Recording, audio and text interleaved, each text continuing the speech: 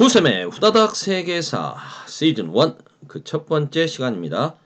세계사 영상을 제작하면서 이름을 후다닥 세계사라고 정한 이유는 고등학교 3학년에 배치되어 있는 세계사 수업을 맡게 되어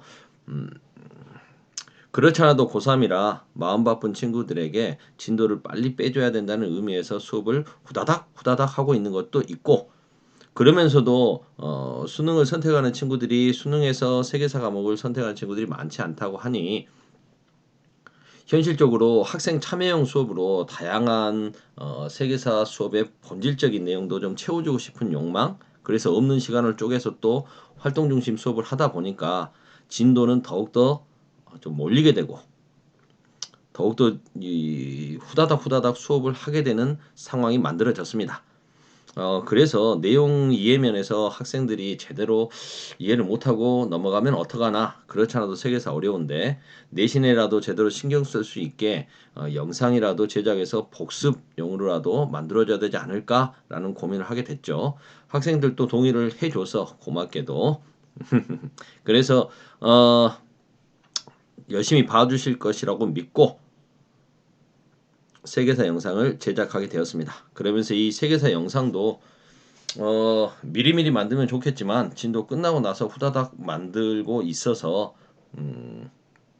그래서 선생님이 그냥 어떤 이름으로 정할까 하다가 그냥 후다닥 세계사로 후다닥 정해버렸습니다.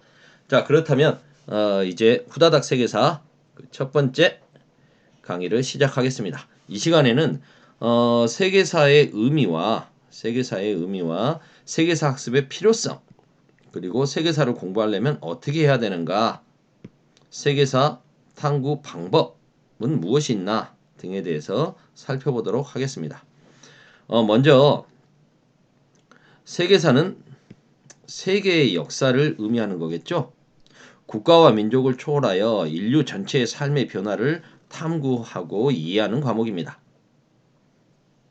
다양한 국가와 민족 사이의 교류, 특정 지역의 변화가 전 세계로 확대되어 가는 과정, 세계사에서는 이런 부분에 관심을 갖죠. 그런 의미에서 90년대 이후에 지구사라고 하는 개념들이 등장하게 됩니다. 지구를 하나의 공동체로 인식하게 되는 거죠. 특정 국가나 민족을 초월한 인류 전체의 삶의 변화를 탐구하는 과목이 세계사라면,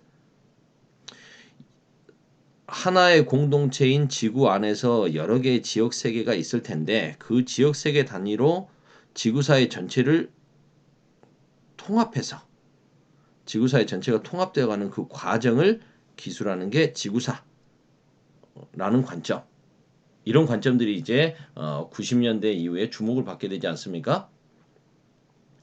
그럼 이제 이런 관점에서 세계사를 살펴보자는 거죠. 세계사를 보는 시각. 세계사를 보는 시각은 역사를 보는 시각과 기본적으로 마찬가지죠. 기본은 똑같습니다. 역사를 보는 시각은 두 가지가 있죠. 역사는 과거의 사실이다 라는 의미로 보는 것과 그 과거 사실에 대한 역사가의 기록이다. 사실로서의 역사냐, 기록으로서의 역사냐. 이러한 문제는 세계사에도 마찬가지로 원칙은 세계사에도 그대로 적용됩니다. 그래서 세계사도 과거로부터 일어난 모든 사실이 세계사다. 아니면 역사가가 그 과거 사실을 재구성해서 자신의 주관을 개입해서 재구성에 기록한 것으로서의 역사다, 세계사다라는 두 가지 관점이 있습니다. 특정 민족과 문명에 이렇게 역사가의 주관이 개입되는 것, 주관적 역사관이 개입되는 경우를 우린 종종 보는데요. 그 대표적인 것들이 이제 모든 것은 유럽 또는 서구를 중심으로 놓고 생각하는 서구 중심주의, 유럽 중심주의가 있고요. 그런 관점에서 아시아, 동양을 좀 낮게 보는 거죠.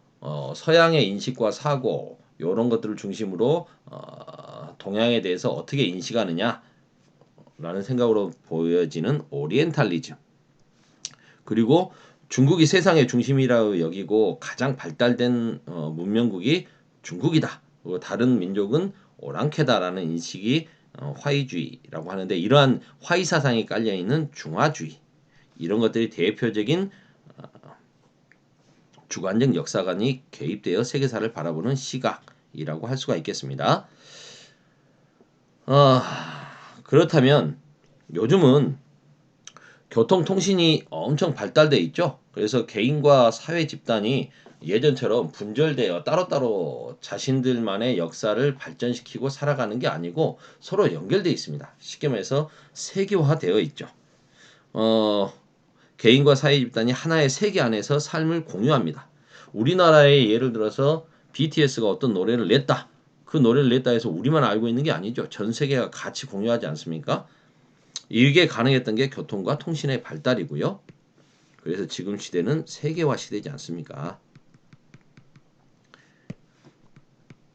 이거 자꾸 이런 게 생겨서 이 프로그램의 문제네. 두 개가 자꾸 찔려지면 세계화의 영향. 그래서 세계화 시대를 맞이해서 생활권이 통합되고 개인의 활동 영역이 더욱더 확대되죠. 하지만 이렇게 서로서로 너무 잘 알게 되다 보니까, 교통과 통신이 발달되다 보니까 서로 다른 지역 세계 간의 가치관도 다를 수 있고 뭐 문명의 차이가 있지 않겠습니까? 이로 인해 가지고 이런 지역 세계 문명 간의 갈등과 대립이 더욱더 심화되죠. 뭐 종교적인 갈등이라든가 이런 것들이 굉장히 더 심화되고 있는 것도 현실입니다. 그럼에도 이런 와중에서 이제 우리가 세계사를 공부해야 되는 이유는 무엇인가? 우리가 세계사를 공부해야 되는 이유는 무엇인가? 한 세 가지 정도가 있을 텐데요. 어, 첫 번째로 여러 지역의 문화와 가치를 이해함으로써 세계 속의 한국인의 그 정체성을 함양하는 거죠. 두 번째는 세계 각 지역의 종교와 문화, 정치 체제와 가치관의 차이에서 발생되는 많은 사건이나 갈등들이 있지 않습니까? 이런 사건이나 갈등들을 그 역사적 맥락은 무엇인가라는 걸 파악하고 소통함으로써 그 문제를 해결할 수 있는 그러한 사고를 갖자라는 거죠. 역사적 사고 능력을 키워서 문제를 해결해 가자. 그리고 세 번째는 세계사와 관련된 많은 자료들을 비교하고 분석하고 비판하고 종합하는 활동을 통해서 과거와 현재의 관련성을 파악하고 인류 문명의 미래를 전망할 수 있는 역사적 안목을 갖기 위해서죠. 역사적 안목을 키워주기 위해서 세계사는 필요한 것입니다. 그러면 세계사 탐구는 어떻게 해야 될까요? 먼저 어, 역사라고 하는 것은 역사가가 과거에 인간이 남긴 흔적이나 기록을 수집, 분석, 해석해서 과거를 재구성해 기록하는 거지 않습니까? 이때 역사가가 이렇게 재구성하기 위해 이용하는 모든 자료를 사료라고 하죠. 근데 이 사료가 구전되거나 뭐 기록물로 남아 있거나 기록으로 되어 있거나 뭐 다양한 뭐 유적, 유물 등으로 뭐 남겨져 있지 않습니까? 그러면 이게 과거의 사실을 객관적으로 완벽하게 담고 있느냐? 그게 아니라는 거죠. 이것도 완전한 형태가 아니기 때문에 당연히 오류가 있을 수 있고 왜곡이 있을 수 있습니다. 그런 부분들을 걸러내는 과정이 필요하죠. 이게 역사가의 능력 아니겠습니까? 그런 걸 우리는 사료 비판이라고 하죠. 사료를 무조건 믿어서는 안 되고 비판적으로 봐야 되지 않겠습니까? 사료가 진짜인지 아닌지도 살펴봐야 되고요. 그 사료 속에 담겨 있는 뭐 기록이나 이런 것들의 내용을 분석해서 진짜 의미를, 문맥의 진짜 의미를 파악을 해야 됩니다. 그리고 그게 사실 그대로 쓰여져 있다 할지라도 당시의 사회적 문화적 상황에 비추어서 사료 내용을 파악해야 되는 거죠. 그렇게 해야만이 역사의 진실에 다가갈 수 있지 않겠습니까? 오랜 시간 동안 역사가들은 역사의 시기를 구분해 왔습니다. 왜요? 역사가 발전해 간다면 이 역사 발전을 체계적으로 이해하기 위해서죠. 체계적으로 이해할 목적으로 역사 시기를 구분해 왔습니다. 쉬운 노릇은 아니죠. 단순하게 길이가 아니라 인간의 삶이나 정치 체제가 급격하게 급변하는 그 시점을 기준으로 나눠 왔습니다. 인간의 의식이 바뀐다거나 종교가 크게 바뀌었다거나 경제적 발전 이런 다양한 원인들에 의해서 변화가 이루어져 있겠죠. 그렇다면 그러한 것들이 이제 시기 구분의 기준이 되는 겁니다. 이렇게 역사 시기를 구분함으로써 그 시대의 독특한 성격을 이해할 수 있는 거죠.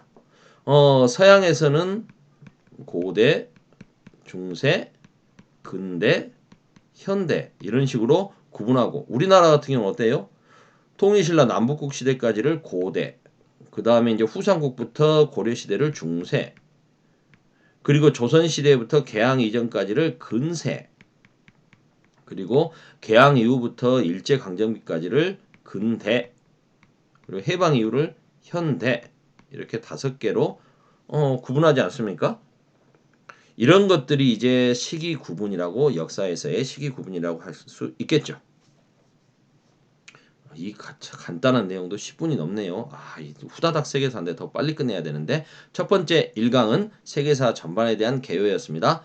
여기까지 하겠습니다.